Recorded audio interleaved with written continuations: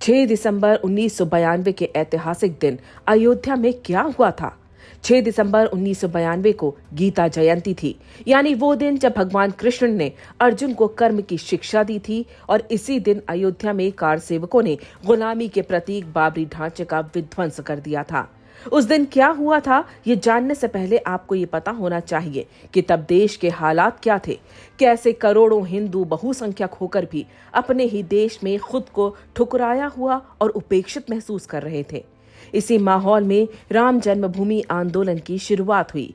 देखते ही देखते पूरा देश राम के रंग में रंग गया। 80 के दशक के अंत और 90 के दशक की शुरुआत में कई कार सेवाओं के बाद अयोध्या में 6 दिसंबर 1992 को एक और कार सेवा का ऐलान किया गया।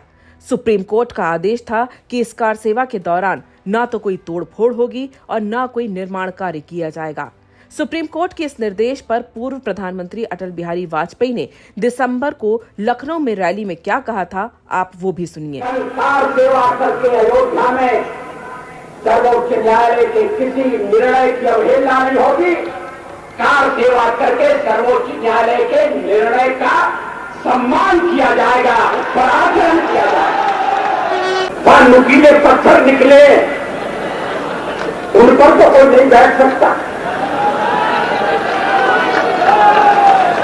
तो जमीन को समतल करना पड़ेगा, बैठने लायक बनाना पड़ेगा।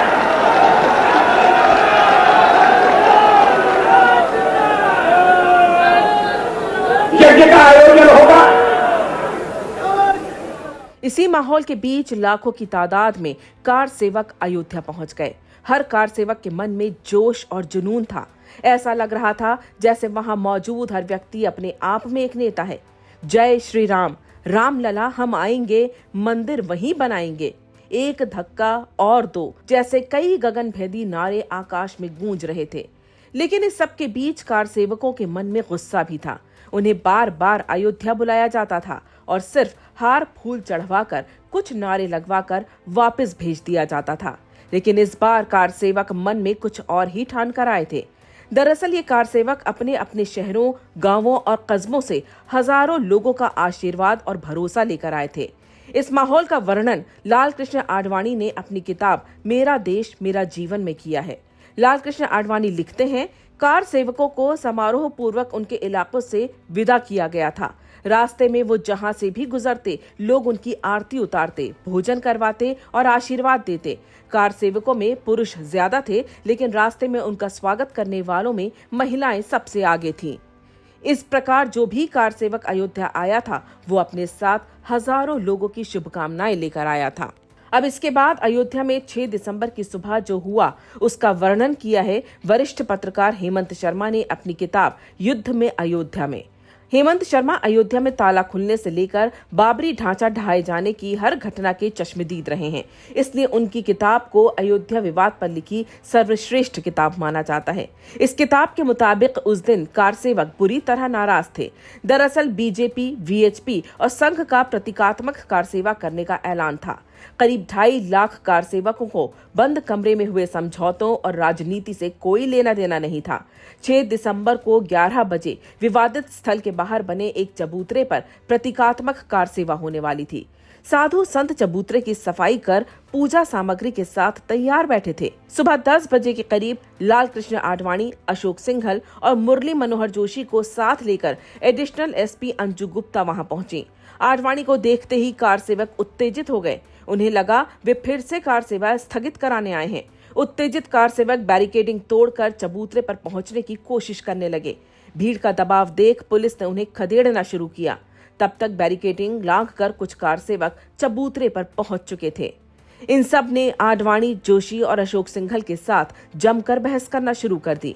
संघ के स्वयंसेवक इन तीनों नेताओं को किसी तरह बचाकर राम कथा कुंज के मंच पर ले गए।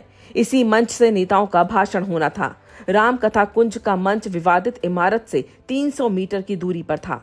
सुबह 10:30 बजे मंच से नेताओं के भाषण शुरू हो गए। उधर दोपहर 12 बजे तक सैकड़ों कार सेवक विवादित परिसर में दाखिल हो गए।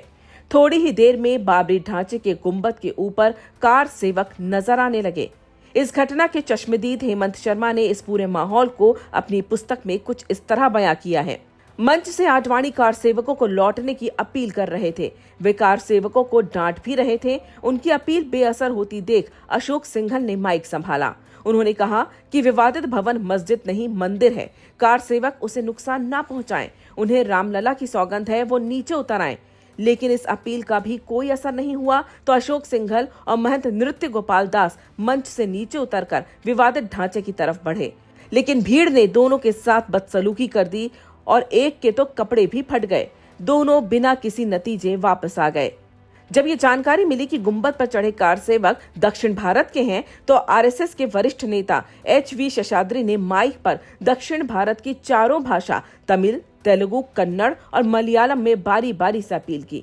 कुछ कार सेवक मराठी भाषा बोल रहे थे। जब ये जानकारी मिली तो बीजेपी नेता प्रमोद महाजन ने मंच से मराठी में अपील की, लेकिन सब बेअसर रही। कुछ ऐसा ही जिक्र आडवाणी ने अपनी आत्मकथा मेरा देश मेरा जीवन में भी किया है। वो लिखते हैं, मैंने अपनी सुरक्षा में लगाई गई महिला पुलिस अधिकारी से कहा कि वो मुझे उस जगह ले चलें जहां तोड़फोड़ हो रही है, लेकिन उसने जो जवाब दिया उससे मैं अचंभे में पड़ गया। उसने कहा कि मैं आपकी सुरक्षा की प्रभारी हूं, इसलिए मैं आपके वहां जाने वाली बात से सहमत नहीं हूं। उधर अशोक सिंघल भी कार सेवकों को रोकने की कोशिश कर रहे थे, लेकिन उनके साथ तो हाथापाई हो गई। पत्रकार जेफ पेनबर्थी, जो उस समय दुनिया की सबसे प्रतिष्ठित मैगजीन टाइम के दिल्ली ब्यूरो चीफ थे, उन्होंने द एशियन एज में 17 सितंबर 2004 को एक लेख लिखा था जिसका शीर्षक था what I witnessed on December 6। इस लेख में जेफ पेनबर्थी ने लिखा था, 6 दिसंबर को हम बाबरी ढांचे के विध्वंस का दृश्य देख रहे थे। अयोध्या में करीब 3 लाख लोगों की भीड़ थी।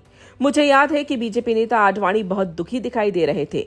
जब युवकों ने लोहे के सरियों से मस्जिद को तोड़ना शुरू किया तो उन्होंने माइक्रोफोन पर बोलते हुए अनुरोध किया कि कृपया आप लोग ऐसा ना करें, लेकिन शोर शराबे में उनके अनुरोध पर किसी ने ध्यान नहीं दिया। दोपहर 2:45 बजे तक बाबरी ढांचे का पहला गुंबद जमींदोज हो गया। 3:50 पर दूसरा गुंबद गिरा और शाम 4:40 पर बाबरी ढांचे का मुख्य गुंबद भी धूल में मिल गया। बाबरी ढांचा अब सिर्फ मलबे का ढेर था, जिसे भी कुछ देर में कार सेवकों ने साफ कर दिया। शाम 7 बजे तक नरसिम्हा राव सरकार ने यूपी की कल्याण सिंह की सरकार को बर्खास्त कर दिया। रात 8 बजे तक अयोध्या पर अब केंद्र की कांग्रेस सरकार का राज था, लेकिन इसके बाद भी कार सेवक पूरे 36 घंटे तक अयोध्या में जमे रहे और केंद्रीय सुरक्षा बलों की फोर्स उनका कुछ नहीं बिगाड़ सकी। यानी जो कांग्रेसी 6 दिसंबर के लिए दूसरों पर उंगली उठाते हैं, उन्हें पता होना चाहिए कि उनकी सरकार ने भी क्या किया था।